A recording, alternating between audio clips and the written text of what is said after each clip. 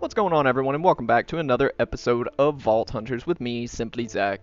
So, as you can see here, I'm standing on top of a wonderful charcoal and tree producing farm that we're going to be building in today's episode. Pretty excited for that.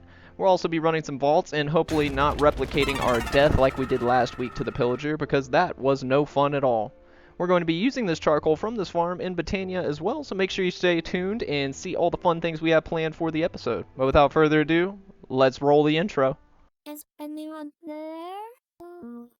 Hi. So, just getting cranked off this week, we're actually going to be running quite a few vaults to start off here. We're on a pursuit for level 100 right now, and we are determined to get there. So, the Vault XP multiplier being cranked up a little bit means that even just speed running the bosses, like you can see there, we have 23 minutes left in this vault, but we just were really going ham. We had enough loot and stuff. We were just really trying to get up there in level. I don't really know why. I guess to progress the loot tables and stuff, you know, setting goals for yourself or whatever. So this boss fight was actually a bit sketchy here. I did almost end up eating it there. I had 3.5 hearts left. For anybody who's on the fence about updating or upgrading, I should say, their dash to the healing dash, it is so worth it to do. So there's a little bit of loot we got from the boss crate. Got an echo gem and some stuff like that. So running back in and right back into it. We are not dissuaded from getting absolutely destroyed last week. So as we are leaving this crystal room, I actually see on the minimap there at the bottom left that there's a treasure room.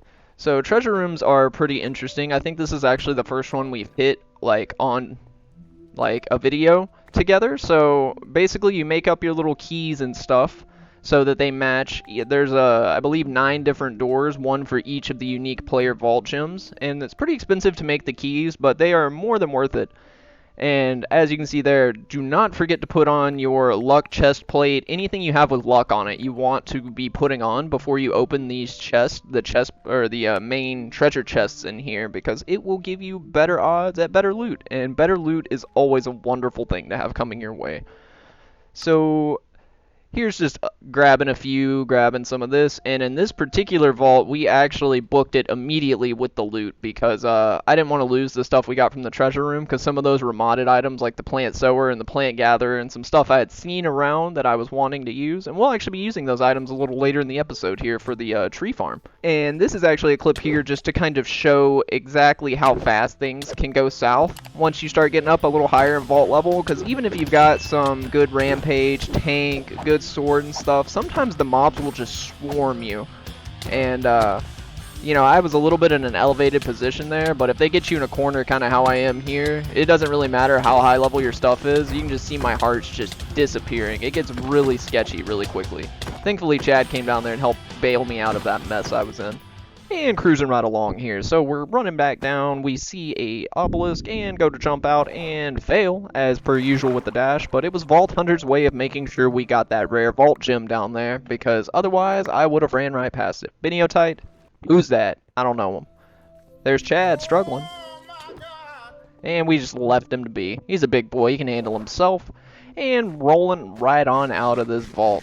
GG's. Another clear. Well, not really a clear, a bail, but we made it out alive, so that's really what matters at the end of the day. And gonna go ahead and use that skill point immediately on experienced, because I wanted to level that up as much as possible, because using the experience eating flowers, the Rose Arcanas from Botania, is actually one of the best ways to generate mana, and the more experience you get, the quicker, the better.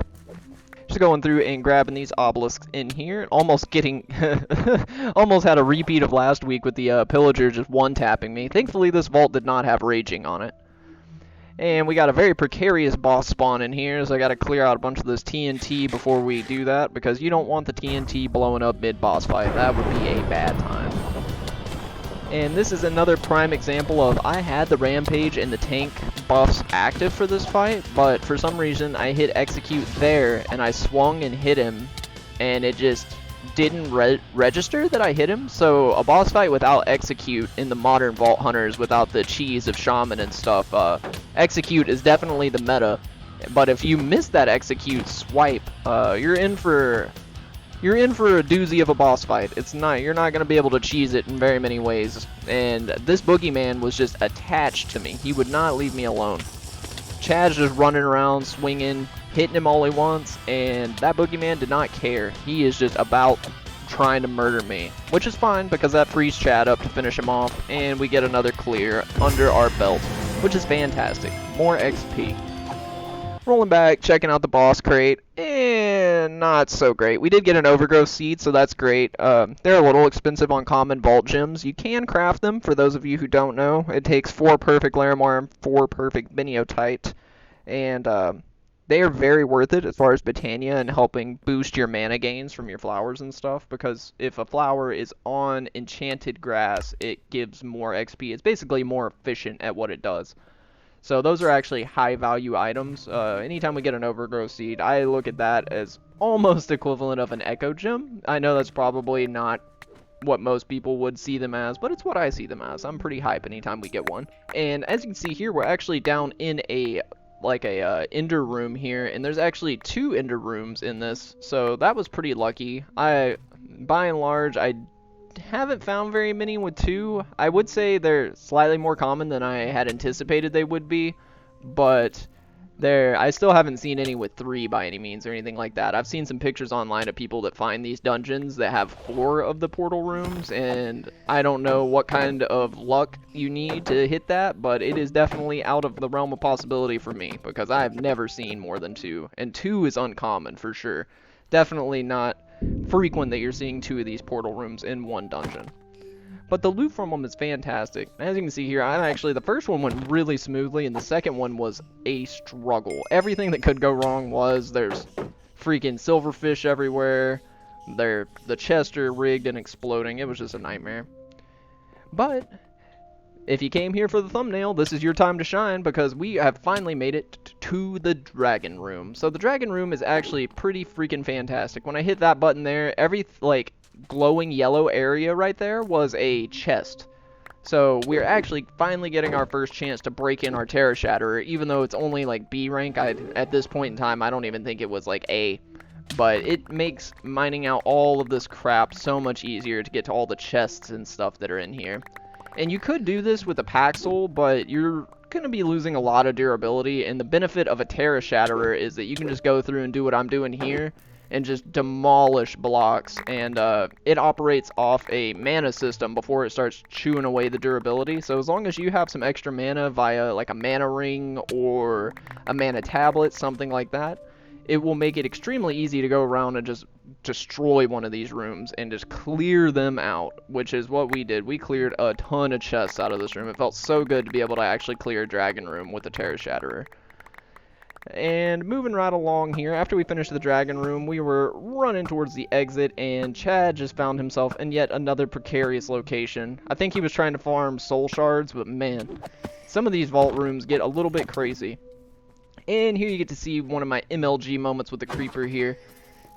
I don't know why I got so fixated on this freaking creeper. I think it's because we needed creeper TNT for the scavenger thing, but we've literally not put anything into them, and it's 6 minutes left in the vault. The odds of us completing this scavenger vault are literally 0. But man, feels good to kill a creeper every now and then, because they are buggers. They really, really will get on your nerves. And yes, speaking of getting on your nerves, how about 15 boss crates full of random junk from the vaults? That's a quick way to get on my nerves, but I've been saving all those boss crates in my ender chest for when we get the vault inscription table and we can blacklist all the items we don't want, so it cuts down on the amount of junk we got. Taking a look, we got a fair amount of vault gear, a few echo gems, some like star essence, you know, your basic stuff. Did alright on those vault runs there. Got some raw vault ores here. Got a few of the good ones. Nothing too wild, but I mean, all in all, some good clears. Got plenty of XP out of it. Our ore stash was looking a bit rough at this point in time, to be honest with you, but any ores we get, better than none. We have 1 echo in there and about 5 of the unique gems currently as of that clip. But going back through, we're kind of getting all of our runes together in one place so we can start getting some of the Omega crystals. For those who don't know, the runes actually guarantee a particular room will be in the vault somewhere. So if you put a bunch of runes on it, you can pretty much make sure every room in your vault is amazing. So they are worth saving up and putting on your really good crystals with your copious, rich modifiers, your plentiful modifiers, stuff like that. Going through and rolling some of the gear we got here, and I'm going to be honest with you, a lot of this gear I literally got 2 of the same axe, like almost identical, And I ended up smelting pretty much all that gear because it was pretty terrible, if I'm being honest. But all this vault loot means it is time for everyone's favorite part of Vault Hunters, making another knowledge star and learning some more mods. So at this point in time, there was a few mods we had our eye out for that we were thinking about getting, but mainly for TNT and just general, like when you need steak for the vaulter and stuff, I thought it would be a great time for us to actually get the spawner mod. And the spawner mod is actually one that's unique for Vault Hunters, the eye spawner. It basically gives you a controllable spawner that you can load the spawn eggs you get from the vaults into, and they will each spawn a certain number of mobs, so it's a very easy way to stock up on steak, gunpowder, that kind of thing. And here you're getting a little glimpse into our Enderman Farm. This is like times 20 speed or something. That definitely gets faster as you like get that experienced perk leveled up, which is why I've been sinking all my skill points into that, just so I can get as many levels as possible for making more of these flowers and using them. So the flowers that I'm crafting right here are actually the Rose Arcanas I was talking about a little bit ago. So these flowers convert your experience levels into mana, and they do it at a pretty dang efficient rate. So if you have a few of them put down, even if you have like multiple hundreds of XP levels, you can stand there, and after about 15 or 20 minutes, it will have drained everything into your battery or your mana pool that you're working with. So that's always a great thing to have around. Our mana production is certainly ramping up because it takes forever to upgrade your TERRA Shatterer, so the more mana, the better. Moving right along here, we're actually going to go over and start taking a look at some of these blocks that we got from our treasure rooms. So in one of the past treasure rooms we ran, we actually got the third one we needed, and in that treasure room that you guys just saw, we got the last two, which are the gatherer and the sower, I believe, are the two we got from that last one. So we're getting everything ready that we need for setting up our automated tree farm that you guys caught a glimpse of there in the intro. Looking for a good spot. I set a waypoint over by the battery so I could try to figure out the closest point to build this thing to where I wouldn't have to run power like a really long way, because I know there's wireless power alternatives and stuff, but I don't know. I just like having stuff kind of close. I don't like having to waypoint like a whole bunch all the way around the map to get to all my different things. I like everything kind of being nice and neatly in the same little like small village-sized area, so to speak. And we're just getting our power cables ran out here and getting our battery set up. And at this point in time, I still wasn't exactly sure how the industrial foregoing machines were really going to function. I did not do any research into it, which is probably not a great call, but hey, it's more fun to learn on the go, in my opinion. So this is us just learning our way through the industrial foregoing machines and trying to figure out how exactly a tree farm would function. So to the best of my knowledge, I figure you put a fertilizer on either side, you put a sower underneath some dirt, and then it's going to plant the saplings on that dirt, and then the fertilizer will fertilize those saplings with bone meal to grow them, and then the gatherer will gather said tree that is grown. And it seems like a fairly straightforward system, so I figured why not just jump in and try to figure it out here. So I see that that can function through a block, and put a piece of dirt down, and voila, it plants. So I'm learning here that these are definitely not facing the right way. So after a little bit of experimentation here, I got them facing where they need to be facing so that we can actually do something with the freaking machines. And who would have thought, if you turn the machines around and point them in the right direction and put bone meal in the right machine, maybe the fertilizer, not the gatherer, it will actually do what it's supposed to do, which is grow the tree and harvest the tree. It's a thing of wonder, really. Something about tree farms in Minecraft just has a has like a special feeling about it. Just watching the tree just get automatically harvested. I was very excited to not have to chop down oak, spruce, or acacia, whatever, because you can use this tree farm for every vanilla wood type and modded as well. And this is just me demonstrating that you can actually bypass the bone meal part of the machine if you just wanted to use your twerker. And you could just set your toggle crouch to on and then sit by the machine crouched and not have to use bone meal if you'd rather do it that way. And this is actually our first hiccup with this design. So I'm noticing that it's not chopping the logs, but it is still gathering cherry blossom saplings, which is pretty curious because this tree isn't actually touching the cherry blossoms at all. But I just assumed it was too close to the side of the hill here, so I actually went in and started tearing it out so that I could get rid of it and packed up the machine to revisit here soon, because this is actually right before we did a live stream, and as you can see there, we went from vault level 95 to vault level 100. So that was really cool. We actually held off on getting to 100 till we could be on to do it live, and that was a good time. I really enjoy doing like streams of vaults live, so shameless plug for anybody out there who's interested in seeing some live vault runs. Make sure you subscribe and stay tuned to the channel because we do run some vaults live on here sometimes. I usually do it for the milestone levels, but we run them live whenever we're feeling up to it. And so this is actually a pretty critical mistake I made. I thought we had enough burgers for me to get from 100 to 125. But as you can see here, I actually ate our last burger and leveled up to 114. And yeah, that's definitely not 125. So the vault levels between 114 and 125 were actually pretty freaking rough because of that. The difficulty scaling kind of gets weird if you're not getting armor. But it's already that time again for more knowledge stars. So with our knowledge stars we just crafted up there from the materials we got on our live stream, I actually made the pretty pipes mod available to us because I assumed that the pretty pipes would come in very handy for this tree farm that I just got ready. So I built the area up, kind of evened out the ground, moved it away from the side of the hill here to try to solve some of the weird issues I was having before with it picking up cherry blossoms instead of just doing the tree it needs to be doing. So we're going to get a nice little trench dug going over there so our cabling isn't laying on the ground and actually hidden away, because nobody wants to see gross cable up just laying on the ground. It just does not look good. Not that this farm is necessarily going to end up looking fantastic or anything, but, you know, better to have it tucked away where a creeper's not randomly going to explode your cabling. So we got our sower in place at the dead center of the farm here, using our highly sought after knowledge of facing the machines in the right direction. We set those up the right way to start this time. And going right on along here, throw down our good battery right on the end of that pipe there so that we get a nice little back storage of power so that if our reactor runs out or something, the tree farm will be good to go for a little bit. I'm not really sure how long 4 million power will keep it going.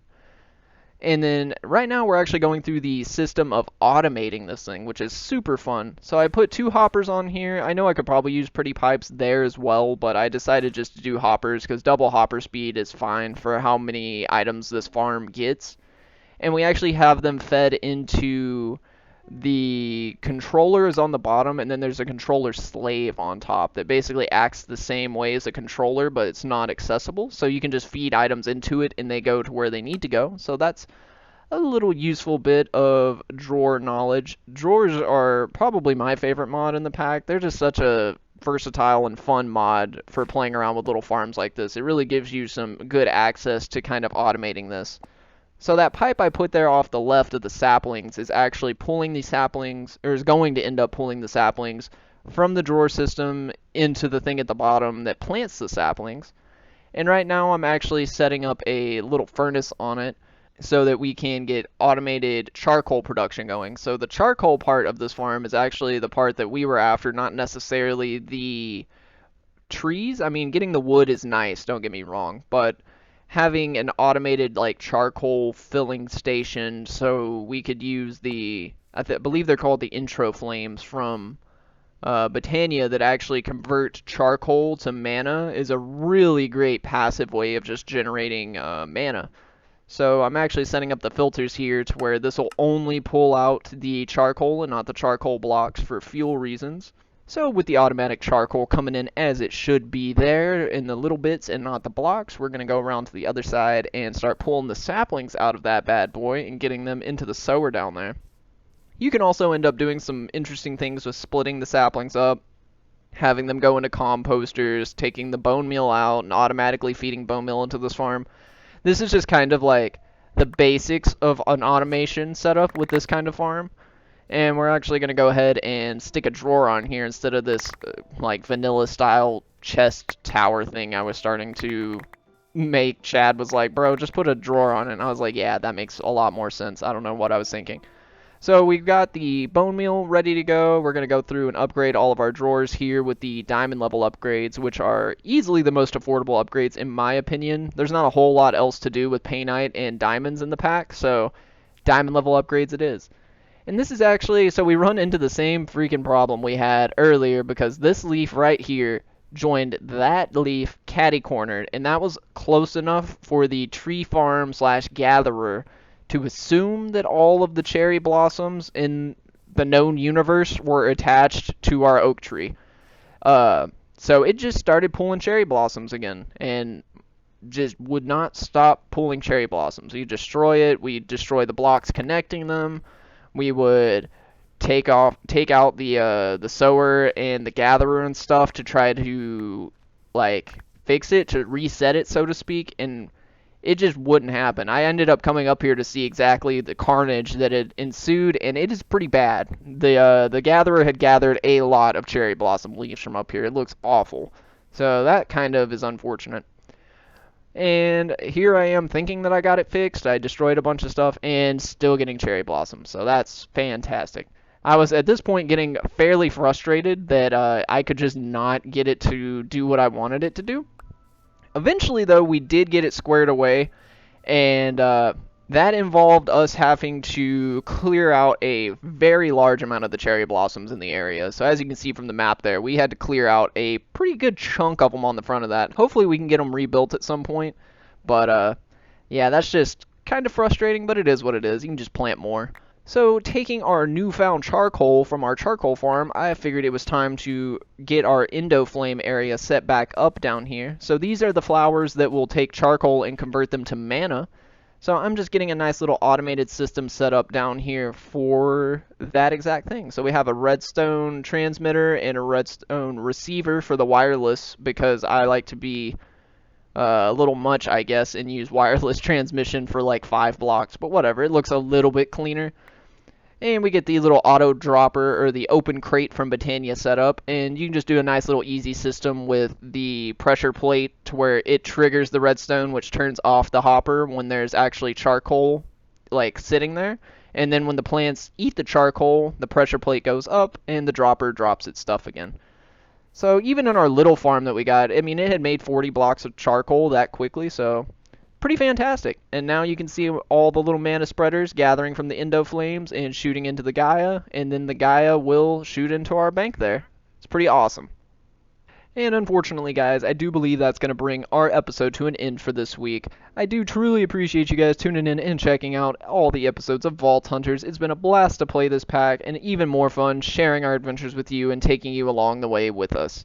If anyone has any ideas for how to utilize our new barren mountain that our tree farm so eloquently bestowed upon us, I would be all ears. So please leave them down in the comments below, and I will make sure and read through, and who knows, might see your idea in the next episode.